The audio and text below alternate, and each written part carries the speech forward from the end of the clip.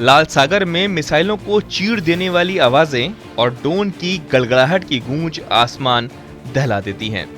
America और Houthi के बीच छिड़ी जंग हर दिन नई शक्ल लेती जा रही है। सत्ता पर दोबारा काबिज हुए अमेरिकी राष्ट्रपति डोनाल्ड ट्रंप ने कसम खाई थी कि वो हूती के लिए नर्क के दरवाजे खोल देंगे, लेकिन हूतियों के हमलों ने अमेरिका के कान बजा दिए हैं। दरअसल अमेरिका ने एक तीर से दो निशाने साधने का काम किया था। यमन के हूती इजराइल और अमेरिकी जहाजों को लगातार निशाना बना रहे थे। हूतियों को ईरान का समर्थन और संरक्षण मिला हुआ है।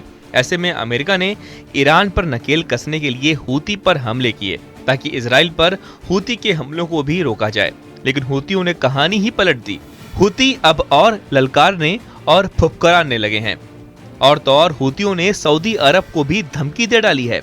दरअसल अमेरिकी राष्ट्रपति डोनाल्ड ट्रंप ने यमन में सक्रिय ईरान समर्थित हूती विद्रोहियों के खिलाफ सख्त रुख अपनाते हुए बड़े पैमाने पर सैन्य कार्रवाई का ऐलान किया, जिसके बाद अमेरिकी सेना ने हूती ठिकानों पर सिलसिलेवार हमले किए, जिनमें 100 से ज्यादा लोगों की मौत हो गई।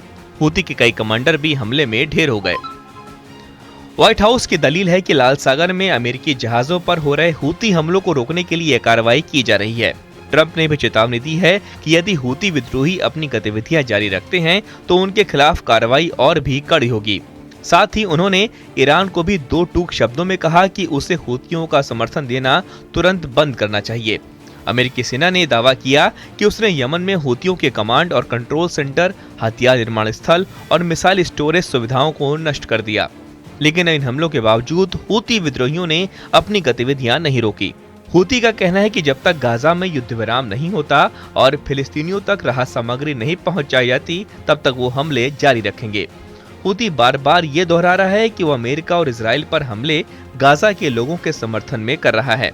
हूती विद्रोहियों ने अमेरिकी और इजरायली जहाजों को निशाना बनाकर लाल सागर में जंग को गंभीर बना दिया है।